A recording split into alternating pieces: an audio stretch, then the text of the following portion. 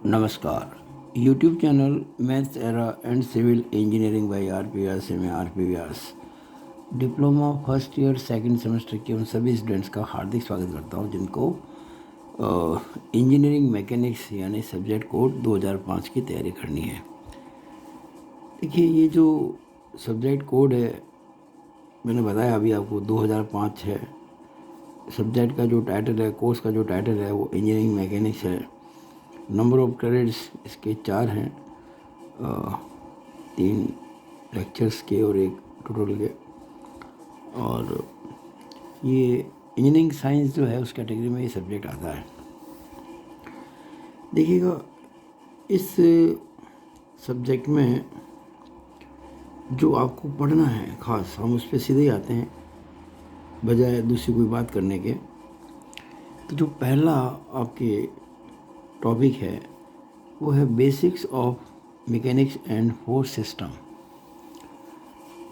Mechanics के basics क्या है, फोर्स सिस्टम क्या है, ये इसमें कुछ डेफिनेशंस हैं कि भाई अप्लाइड मैकेनिक्स क्या होती है, स्टैटिक्स क्या होती है, डायनामिक्स क्या होती है। उसके अलावा जो डेफिनेशंस हैं space, time, mass, particle, flexible body, rigid body. फिर स्केलर वेक्टर क्वांटिटीज़ क्या होती हैं, यूनिट्स ऑफ मेजरमेंट क्या होते हैं, ऐसा यूनिट यानी कि इंटरनेशनल सिस्टम ऑफ यूनिट्स क्या होती हैं।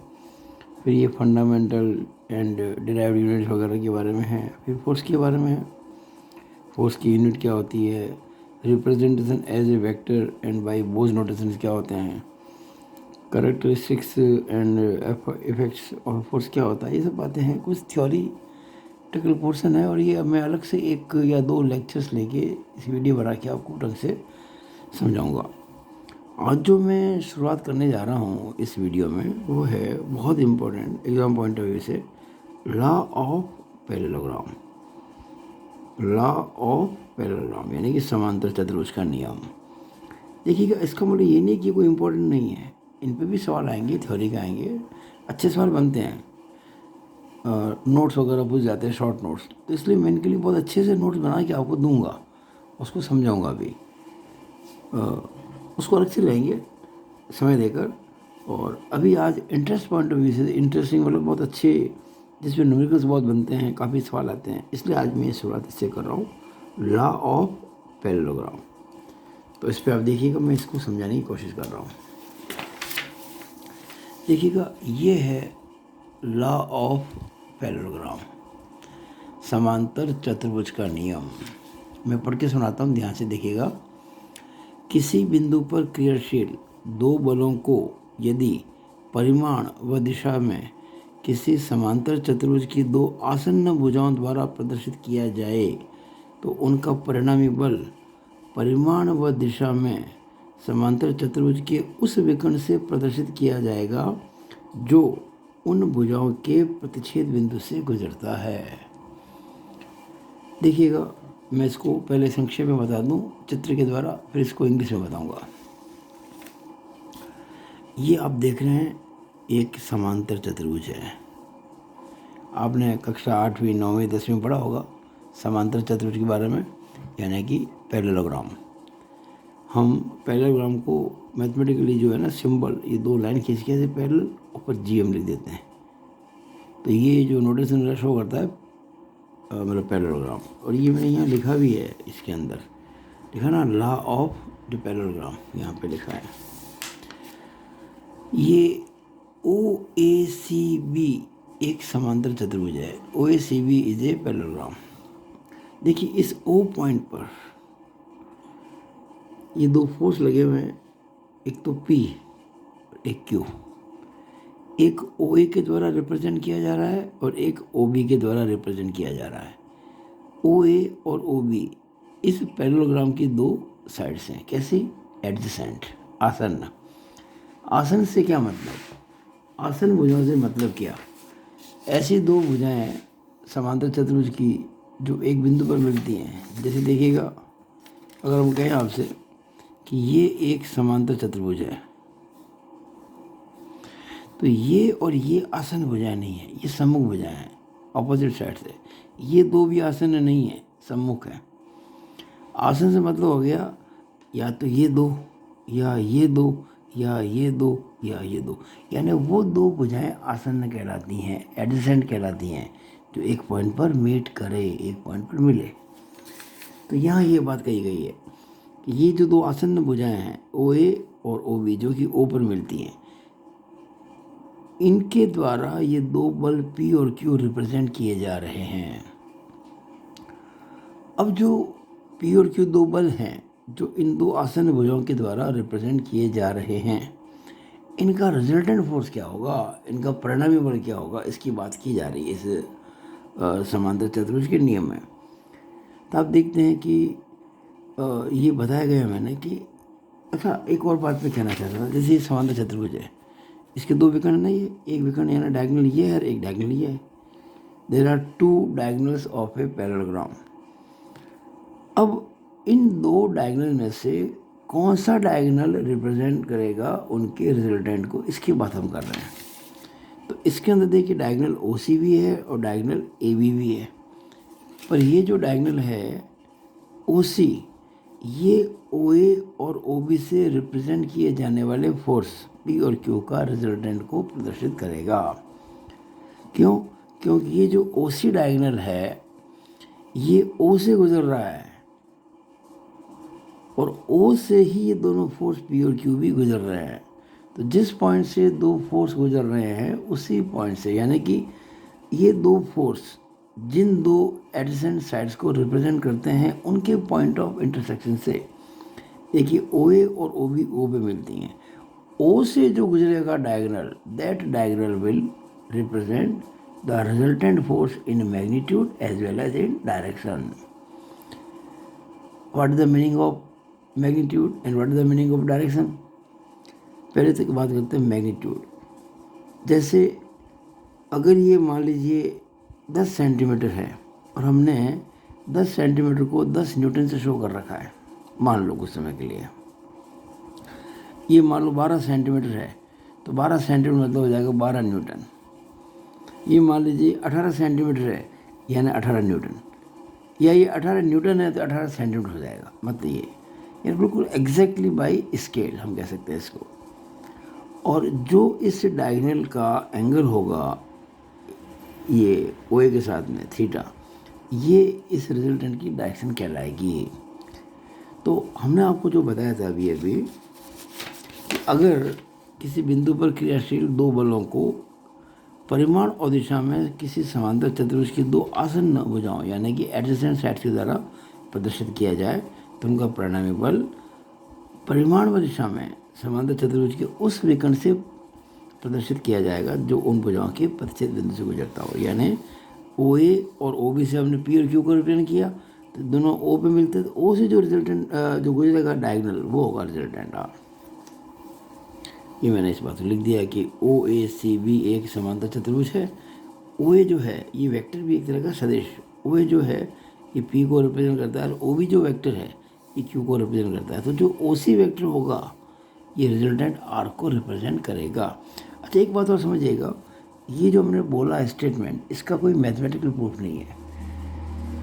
समांतर चतुर्भुज के नियम का कोई मैथमेटिकल प्रूफ नहीं है आज तक। ये एक्सपेरिमेंटल है, प्रयोग किए गए थे और ये प्रयोगों के आधार पर सब ये स्पष्ट किया गया कि ये ऐसा होता है। अब आगे देखते हैं अपन। नोट, ये जो मैंने आपको बताया अभी समांतर चतुर्भुज का नियम, इसमें ये सोचकर बनाया गया है कि जो पी और क्यू जो दो फोर्स है दोनों टेंसाइल हैं, दोनों ही तनाव हैं और अल्फा जो है इन दो फोर्सेस के बीच का एंगल है। जो आप देख रहे हैं यहाँ पे कि ये पी फोर्स और ये क्यू, तनाव का मतलब क्या, जैसे ओ पॉइंट है तो ये P is away from O, Q is also away from O. तो जो किसी पॉइंट से दूर जाते हैं वो उस पॉइंट को खींचने की कोशिश करते हैं, उसको टेंसाइल फोर्स कहते हैं। तो टेंसाइल फोर्स ही माना गया है इनके अंदर। जैसे मैंने एक एग्जांपल लिया है कि ये एक फोर्स पी है, मान लो ये फोर्स क्यू है और ये एंगल 30 है तो अल्फा 30 हो गया। अब एक छोटा एग्जांपल दूसरा और लेता हूँ। मान लीजिए आप देखिए यहाँ ओ पर एक पी फोर्स लग रहा है। अच्छा, एक फोर्स ओ पर एक क्यू भी है, लेकिन पी तो आउट गोइंग है, जाता हुआ है, और क्यू इनकमिंग है, यानी ये ओ की तरफ आ रहा है और ओ से दूर जा रहा है। तो ये अगर थीटा आपको, ये अगर एंगल दे रहेगा 130 डिग्री, तो it should not be alpha, ये अल्फा नहीं होगा, ध्यान देना।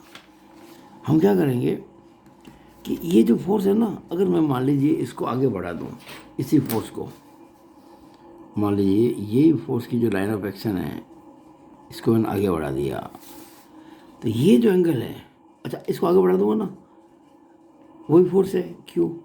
अब ये देखिए, इसको भूल जाओ, अब ये भी टेंसाइल है, वो भी टेंसाइल है। अब ये जो एंगल होगा ये इट विल बी अल्फा, जो हो जाएगा कितना, अगर मैं 180 में से 130 घटाऊँ तो कितना हो जाएगा, 50 डिग्री हो जाएगा। इसको मैंने अलग से भी समझाया है। ये डॉटेड लाइन क्या शो करती है कि पहले ये क्यों ये था, ये फर्म लाइन क्या शो करती है कि अब आगे बढ़ा दिया गया है, और अल्फा क्या शो करता है कि जो टोटल 180 था ना उसमें से 130 घटा दिया, जो पता है। तो अगर कभी किसी पॉइंट पर एक फोर्स टेंसाइल हो, यानी कि अवे फ्रॉम द पॉइंट, और एक फोर्स कंप्रेसिव हो टुवर्ड द पॉइंट, तो पहले उस कंप्रेसिव फोर्स को टेंसाइल में कन्वर्ट करना पड़ेगा आगे बढ़ाकर, तब हम एंगल तय कर पाएंगे। और जो एंगल आपको एक्चुअल में दे रखा है उसको घटाना पड़ेगा 180 में से। जैसे मैंने यहाँ 180 में से 130 घटाया तो 50 आ गया। अब इस वीडियो के अंतिम भाग पर मैं आ जा रहा हूँ कि भाई ये जो आर है रिजल्टेंट फोर्स, इसकी वैल्यू कितनी होगी और इसकी डायरेक्शन क्या होगी। तो देखिएगा, आर का जो मान है, आर की जो वैल्यू है वो है √p² + q² + 2pq cos alpha. इसको हम अगली वीडियो में प्रूव करेंगे। एक बिंदु पर कार्य करने वाले दो जो बल हैं P और Q, उनका परिणामी बल जो होगा वो √p² + q² + 2pq cos alpha होता है। और अगर उस R की दिशा देखिएगा, ये जो R है ना रिजल्टेंट, इसकी P के साथ जो एंगल है वो थीटा है।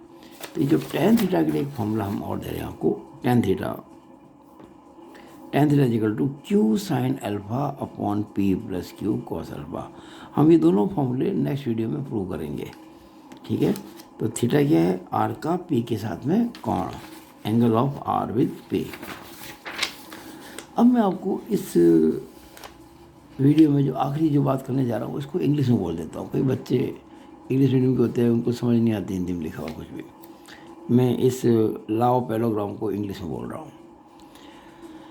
If two forces acting at a point can be represented in magnitude and direction by two adjacent sides of a parallelogram, then their resultant will be shown by magnitude and direction by that diagonal of the parallelogram which passes through the point of intersection of the two given forces या two given sides। ये है इसका समांतर चतुर्भुज के नियम का आंग्ल रूपांतरण। इंग्लिश के अंदर मैं इसको ट्रांसलेट किया है और पढ़ के सुनाया, बोल के सुनाया। इस तरह से मैंने आज आपको शुरुआत कराई है सब्जेक्ट कोड 2005 इंजीनियरिंग मैकेनिक्स की। और आप अगर मेरे वीडियोस बराबर देखते रहेंगे तो हमेशा फ़ायदे में रहेंगे, कभी नुकसान नहीं होगा आपका। और आपके लिए, सबके लिए मैं शुभकामनाएँ प्रेषित करता हूँ कि बराबर पढ़ाई करें और ध्यान दें। अगर आपको मेरा वीडियो अच्छा लगा हो तो इसको मैक्सिमम लाइक और शेयर करें। जितने ज़्यादा शेयर कर सकते हैं बच्चों के साथ में उनको कीजिए, उनको बहुत लाभ होने वाला है। और मेरे YouTube चैनल को सब्सक्राइब करना ना भूलें।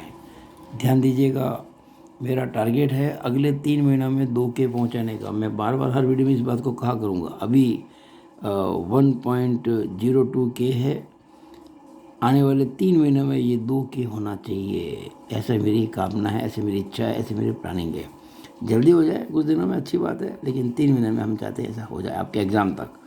इस बार आपका एग्ज़ाम हो उसके पहले और ऐसा पॉसिबल है अगर आप सब लोग ठान लें तो। It is all over about this video. Thank you.